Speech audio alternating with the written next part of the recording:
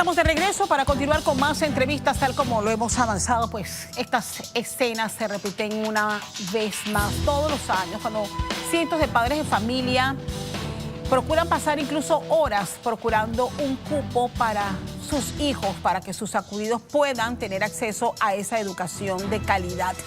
Pero definitivamente la pandemia ha traído una carga adicional y es una cifra aún no oficial de la cantidad de padres de familia que han tenido, por la situación económica, que trasladar a sus hijos de colegios particulares a colegios oficiales. Y por supuesto hay mayor demanda, no solamente de espacios, sino incluso de profesores, de horarios.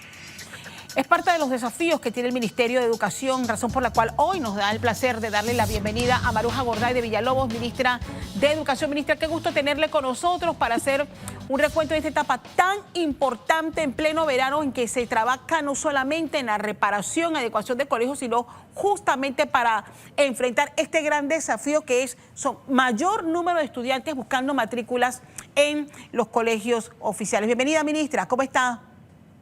Hola Castalia, qué gusto verte, saludarte, feliz año, por Igual. cierto, que a inicio de año no pudimos por el tema de la gripe que me dio, pero qué bueno poder estar contigo compartiendo.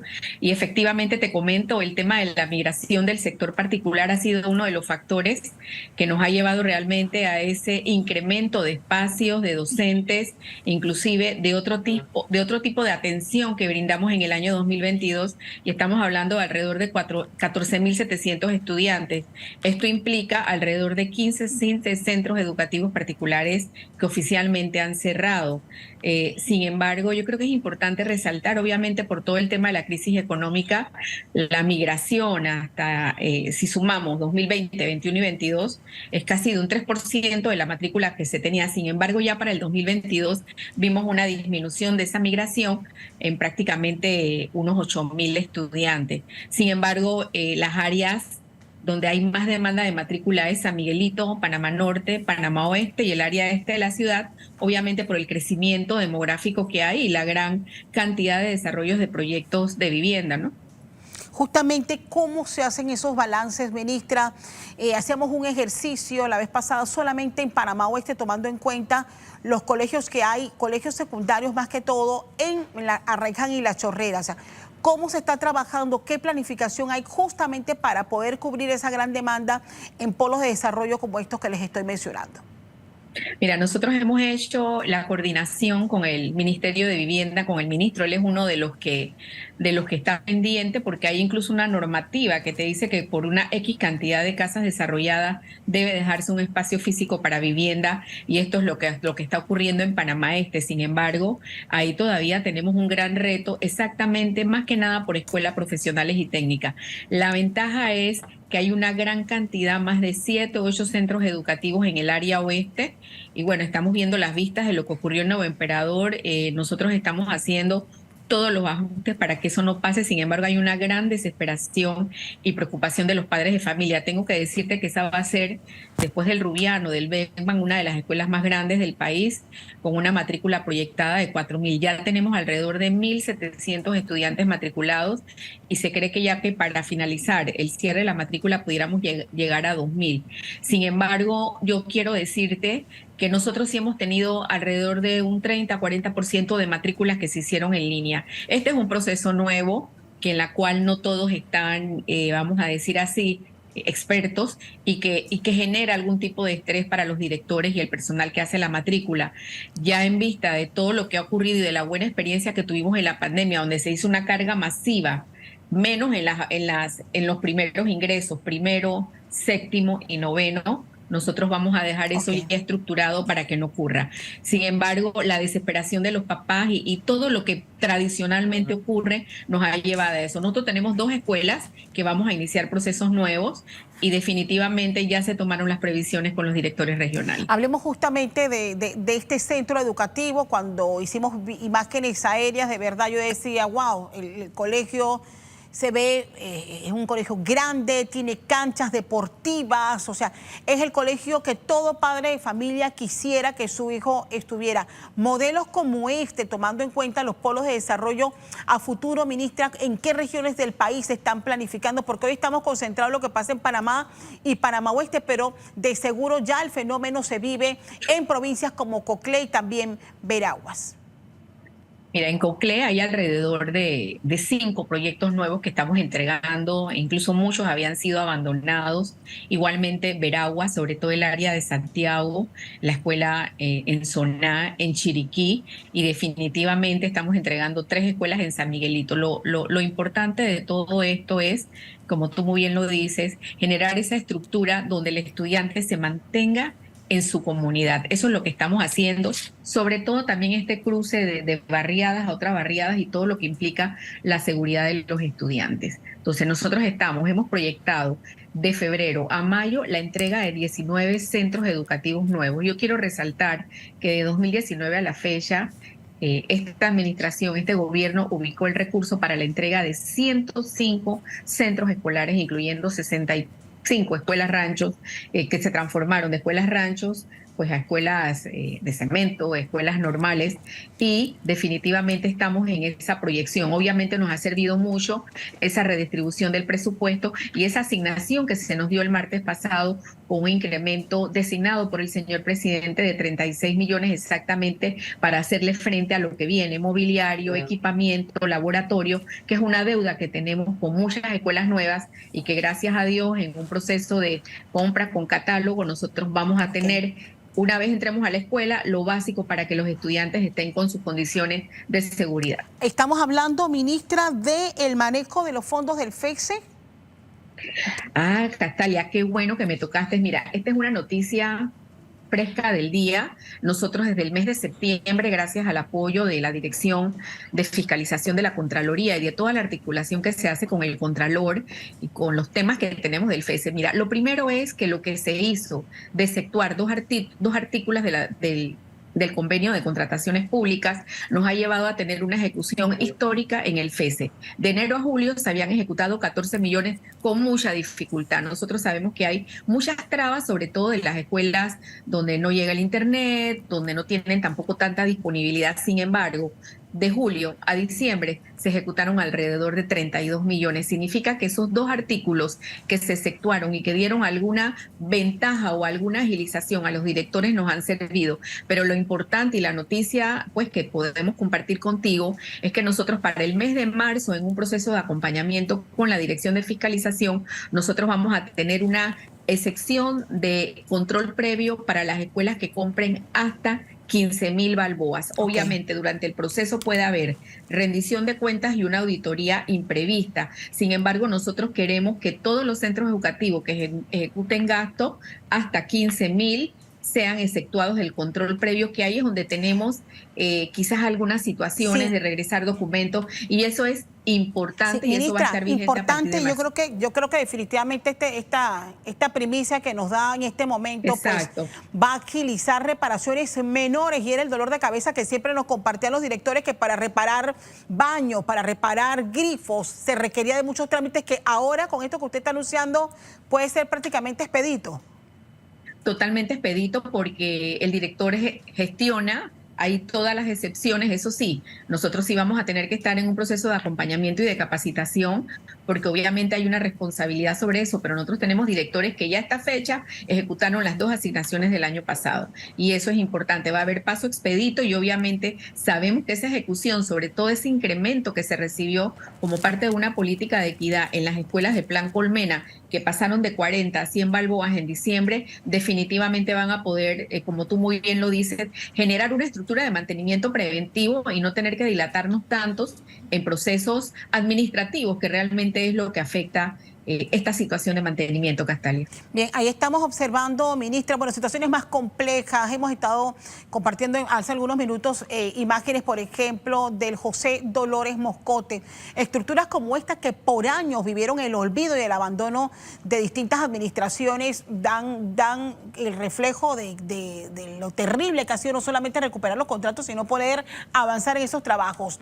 En casos específicos como este, ¿y qué otros nos puede mencionar, ministra? ¿Han llegado a acuerdos con las empresas para poder terminar de una vez por todas con estos trabajos?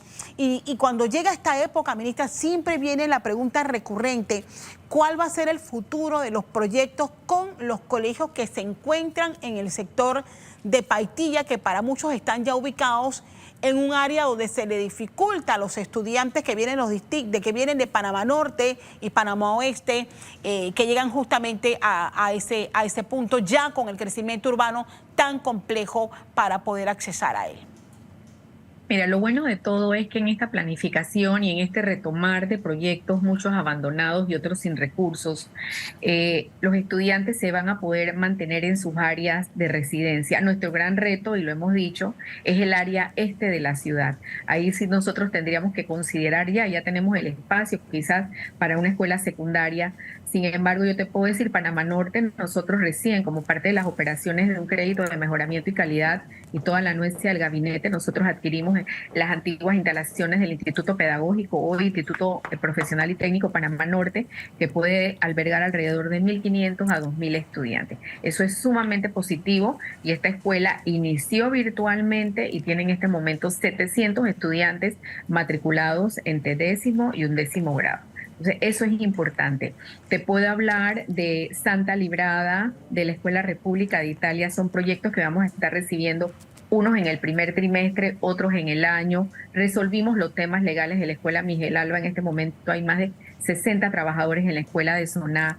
Resolvimos inclusive el tema de la Escuela Antonio José de Sucre y estamos en un proceso de mediación para finiquitar y poder retomar la construcción. Sí. Resolvimos el proyecto de República de Venezuela, Instituto Bolívar, que vamos a tener esta semana un acto con el señor presidente por todo lo que eso implica a nivel gremial, a nivel histórico, a nivel patrimonial.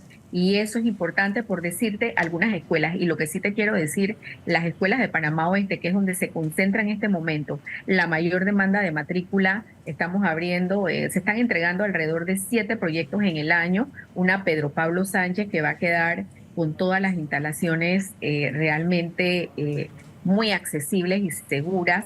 La escuela Cristóbal Adán Urriola, el Moisés Castillo Caña, la escuela Altos de San Francisco, por mencionarte, pero yo incluso le decía yo a mi director de comunicación, a don Gary, que sería bueno que inclusive ustedes nos acompañaran en los recorridos y ver un poquito la dinámica. Lo que nosotros necesitamos generar en esta estructura de Comescuela es que además de que el trabajo que se hace desde una planta central, una regional, que no tengamos que esperar todos los años, sino que esto que estamos entregando este año, nosotros cerramos el año escolar 2022 con el 98.6% de las escuelas operativas.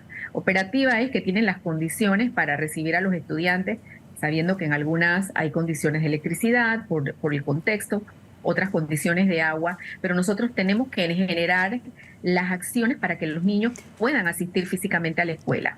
Por el otro lado, es todo lo que conlleva el equipamiento de esas escuelas y que gracias a la partida dada, precisamente la semana pasada estamos levantando actos públicos por equipamiento de alrededor de más de $5 millones de laboratorios, de un proyecto nacional de equipamiento de los dormitorios de las escuelas profesionales y técnicas, que hay que retomar eso y garantizar la seguridad y la integridad de los estudiantes. Ministra, algo adelantaba usted hace un par de semanas con los esfuerzos que también hace Meduca para adquirir centros educativos que les sean viables para justamente poder atender la gran demanda.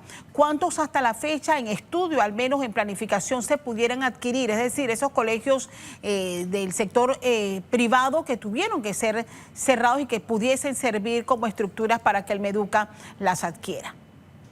No, mira, en este momento yo sí te tengo que decir que cuando ingresamos en el año 2019 nosotros tuvimos un gran sueño de ver el tema del Colegio Javier, del antiguo Colegio Javier. Obviamente ahí hay otro tema de administración y las condiciones en que está la estructura En este momento no nos permitiría porque estamos hablando de muchos, pero de muchos millones de dólares. Sin embargo, se adquirió el antiguo Instituto Pedagógico y estamos inclusive viendo algunas opciones en Panamá Norte donde hay demanda, pero tampoco es que tenemos esa gran disponibilidad de espacios. Lo que sí tenemos tenido que hacer, y obviamente genera una erogación significativa, es alquilar. Ejemplo, la Escuela Gran Bretaña lo tenemos alquilado en un centro comercial de Juan Díaz. Sin embargo, no es lo mejor porque inclusive los niños más pequeños genera todo un tema de que tienen que asistir con los papás o tienen que tomar el transporte y siempre eso empieza a mermar en la asistencia y en otros factores educativos. Sin embargo, ese es un proyecto que está en trámite para iniciar este año apenas se tenga el alcance del desarrollo. La Escuela Fernando Lesseps estamos terminando ya la propuesta de proyecto y ese es un compromiso de una obra que fue abandonada y que ya la comunidad educativa no le cree a nadie, no nos cree, porque tienen 7 años de estar en unas condiciones terribles. Allá yo estuve, sin embargo, consiguió la partida presupuestaria y ese proyecto se levanta este año. Entonces eso es importante, pero mira, la tendencia en el mundo es no las mega escuelas. Nosotros tenemos las estructuras que tenemos, sin embargo, en escuelas quizás no con tantos estudiantes hay más control, hay más eficacia del presupuesto asignado, porque obviamente todos los ministerios del mundo tenemos esta situación y por el otro lado hay mayor control inclusive de lo que ocurre en esa vida comunitaria. Así que seguimos con eso y lo bueno es que hemos mantenido nuestra cobertura y aumentado la cobertura de preescolar y primaria y eso es una buena noticia para el país a nivel de un 99%. La de premedia aumentó un poquito y la de media un poquito más. Sin embargo, esos son nuestros retos.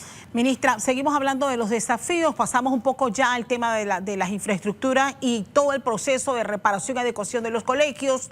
Pasemos a la capacitación de los docentes, la actualización de la currícula, el saber, ministra, si ya esos pilotos que se probaron en algunos colegios con aumentar las horas en materias específicas y ya plenamente identificadas, ya se ha hecho efectivo, cuáles fueron sus resultados y qué viene para este 2023 en ese sentido. Mira, nosotros iniciamos en el 2022 ya físicamente la segunda fase del Programa Nacional de Lectura que incluye la estrategia Aprendamos Todos a Leer, que es el fortalecimiento de los contenidos, los derechos fundamentales de aprendizaje como esos requisitos básicos de los estudiantes de preescolar a 9º grado, que realmente es donde se tiene que hacer esa inversión en esa primera infancia y en esos primeros grados para que lo que siga posteriormente realmente se desarrolle y se protejan las trayectorias con mayor seguridad o mayor facilidad. Entonces es importante saber que nosotros pasamos el pilotaje, nosotros tuvimos a nivel de Meduca pruebas diagnósticas de las condiciones de los niños de 1º a 3er grado, incluyendo algunos de 5º, en su competencia lectora en abril y la situación era muy alarmante, no me gusta usar la palabra crítica, pero habían regiones con situaciones de alertas, le llamamos alertas. Sin embargo, nosotros realizamos a nivel interno la prueba, es una prueba muestral, o sea, prácticamente a todos los niños en ese rango y una mejoría además del 60%, es más, ustedes han visto algunas propagandas, algunos niños de 2º grado, no solo leyendo, sino comprendiendo. Ese es un gran reto, al igual de que toda la modificación que se hizo en Panamática, en ciencias naturales, con el apoyo de Senacid y en ciencias sociales. ¿Y por qué te lo digo? Porque este año es nuestra validación, se les dio un código, ocurre a los estudiantes, ya estamos en el proceso de impresión de libros con una licitación pública internacional, que es lo que pide el banco, y definitivamente ahí competirán los que tienen propuestas de mejores precios. Sin embargo, nosotros debemos estar entregando alrededor de 4 millones de libros y ningún papá del sector oficial tiene ningún acudiente que invertir en los libros de las 4 asignaturas básicas, incluyendo la guía de docentes y la guía del padre de familia. Por eso, de la validación que obtengamos este año, nosotros en agosto empezamos el proceso de adecuación de los materiales y tener para el 2024 las guías actualizadas con esa validación de más de 1.500 docentes y tecnopedagogos panameños que fueron parte de esta historia. Eso es importante. Nuestro reto, y te lo voy a decir, yo sé que tú tienes muchas cosas y yo también, 9º y 10º grado. Ahí tuvimos nuestros temas de fracasos en las asignaturas. Correcto. En las asignaturas matemática, física, ciencias, español. Ministra, ¿qué vamos a hacer con esas materias específicas? Usted hace un par de meses atrás nos señalaba la aplicación de modelos en que se invierta a estas materias tan indispensables mayor número de horas de enseñanza y distribuir la carga en el resto de las asignaturas, que son importantes, pero no tan elementales y valiosas para la formación de nuestros estudiantes. Sí, el tema de la distribución de carga fue una opción que se dio a los directores de escuela. Los contextos no son iguales. Nosotros sabemos de escuelas que le pusieron mayor carga a español y matemáticas, escuelas que inclusive dejaron las otras asignaturas del área humanística, que también son importantes, todas son importantes, pero que las dejan con otro tipo de actividades complementarias, y en esas escuelas, incluyendo escuelas de la comarca, se observó una mejoría, porque nuestros niños necesitan tener la competencia lectora para generar los otros procesos. Por el otro lado, sí hemos tenido reuniones con el doctor Ortega, con María Heller de Senacid, por la preocupación del área de la ciencia. Inclusive vamos a establecer una estrategia de acompañamiento. Mira, lo que nos dio resultado con los graduandos, por eso te quería comentar, nosotros subimos el porcentaje de estudiantes que promocionados, o sea, que no repitieron 12º grado, de 89 a un 94%. Y yo sí tengo que decir que fue la estrategia de multirrecursos que tenemos de la plataforma STEL, que surge en la pandemia y se convierte en una herramienta de apoyo para nuestros estudiantes. Exacto. Por el otro lado, esa gran alianza que tuvimos con universidades oficiales y particulares, que el año pasado la hicimos del tercer trimestre a finalizar el año, y en pandemia la hicimos igual. ¿Qué queremos este año? Que iniciemos con ello. Eso se convierte en un mecanismo también de articular con universidades, y obviamente esto genera cierta empatía. Y por el otro lado, los estudiantes ya más grandes tienen esa facilidad de forma independiente de entrar, de trabajar, de hacerse sus evaluaciones. Inclusive me decía Joel de Ayudinga que de todos los estudiantes con los que ellos trabajaron, entonces siempre el factor acompañamiento y seguimiento es vital, y el llamado también a los padres de familia, Castalia. No puede ser que se nos queden estudiantes en educación física o en artística. ¿Qué me decía Joel? Que del grupo de más de 16.000 estudiantes con los que ellos trabajaron, el 96% pudo ingresar a la tecnológica. Qué bueno. Entonces, esas son buenas noticias. Sin embargo, los retos en esas asignaturas, producto de la pandemia, porque los chicos que estaban este año en 9º grado fueron los que en el año 2019 estuvieron en 6º. Y ese pase. Ministra, le pido un espacio. Debo ir con Joanny Guevara, quien se suma porque desde muy temprano hemos compartido una pregunta con nuestros televidentes. Joanny, voy contigo para conocer esa interacción y aprovechar que tenemos aquí este espacio con la ministra. Así es, Castalia, una gran cantidad de respuestas que nos han llegado a nuestra cuenta de Instagram, @TVN Noticias, reiterándoles cuál era la pregunta que habíamos formulado desde muy temprano: cómo ha sido su experiencia para que su acudido logre estudiar en un colegio público. Esto se refiere al proceso de matrícula. Si logró precisamente ese cupo, vamos de inmediato a compartirlas aquí en Noticias AM. Por ejemplo, esta cibernauta nos dice: para el cupo sé que están bien limitados y madrugas en las largas filas, casi rogando uno para que irónicamente luego no den clases porque muchos profesores se ausentan, hay paros, salones y baños en pésimo estado. Nuestros estudiantes merecen una educación digna en todos los sentidos. Debemos ser prioridad para todos los gobiernos. Es lo que nos dice esta cibernauta. También nos dice esta seguidora: llorarle a 6 directores de diferentes escuelas a ver quién se dignaba en darle un cupo a mi hija. Esto es en las escuelas de La Chorrera. Todo está saturado y debes tener palanca para poder inscribirla. Es la experiencia de esta seguidora de Aguilar. También nos llega el siguiente comentario de Araúz de Saavedra: llegué a las 2 de la mañana al IPTC de La Chorrera, fui la número 30 y no había cupo para la mañana. Me quedó en la tarde, o sea, le quedó en la tarde su acudido. También Iliana nos dice: nunca hay cupo en escuelas públicas y para conseguirlo hay que hacer largas filas.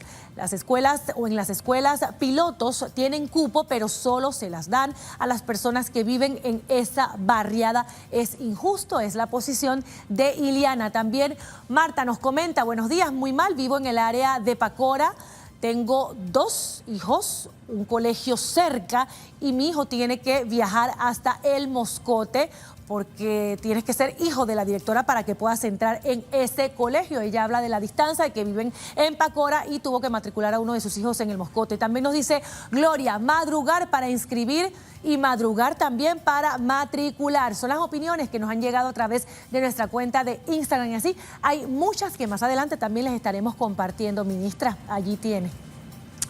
Gracias, Joanny. Bueno, ministra, y sabemos también, porque recientemente lo compartimos en una de nuestras móviles, que hay mecanismos, por ejemplo, que se están buscando en San Miguelito, en algunos colegios, para hacerlo en línea. ¿Cómo avanza ese proyecto y si a corto plazo pudiésemos tener esa matrícula en línea también? Y evitar justamente las quejas recurrentes. Nosotros durante la pandemia, como te dije, hicimos la carga en línea, excepto los primeros ingresos. Estos que nosotros estamos observando son primeros ingresos y definitivamente hay algunos criterios sobre si vives cerca de la escuela, si vives en la comunidad. A veces queremos buscar escuelas de cierto prestigio y obviamente ya se ha establecido con la comunidad educativa los criterios para dar prioridad de matricular. Yo sí tengo que decir, seguimos anuentes a que todos los estudiantes vayan a la escuela y tengan un cupo. Nuestros directores regionales están pendientes de garantizar eso, pero los cupos se tramitan desde agosto, desde julio. Entonces quedamos en esta situación, pero me hacen pasar toda la información que tienen y ahora mismo tenemos una mega demanda en el área de Panamá Oeste. Y ahí tenemos escuelas por entregar. Yo creo que podemos ir empezando a mejorar esto y no queremos que los chicos estén en modalidades alternas. Queremos que estén 100% en la escuela y obviamente es parte del reto. Así que esperemos que para el otro año esta situación mejore. Sin embargo, como muy bien lo comentaste, ya en San Miguelito hay un proceso de matrícula en línea, se hace con el código SIACE. Usualmente tú no cambias el estudiante excepto que pase de sexto a séptimo, que no hubiera continuidad de la premedia, o de noveno a décimo cuando el chico va a escoger otra. Y sí, tenemos muchos estudiantes del área este viajando a Paitilla, viajando al Moscote y viajando al Artes y Oficio. Nos queda generar y dejar estructurada la planificación para desarrollar un proyecto, sobre todo de escuelas medias, que ahí está el reto y ahí es donde perdemos también población. Ministra, quiero agradecerle todos estos minutos compartidos. Hay un tema sumamente importante, pero para hablar de él necesitamos dedicarle el mismo tiempo, un poco más, y tiene que ver con la actualización de nuestros docentes. Sabemos que están en este momento en un proceso importante de capacitación. Ojalá y tengamos la oportunidad antes de iniciar ese año escolar de hablar justamente de cómo estamos modernizando el proceso de enseñanza que se suministra a través de nuestros docentes. Ministra, muchas gracias. Buen día. Cómo no, a la orden siempre. Gracias. Seguimos preparándonos para la capacitación docente. Saludos.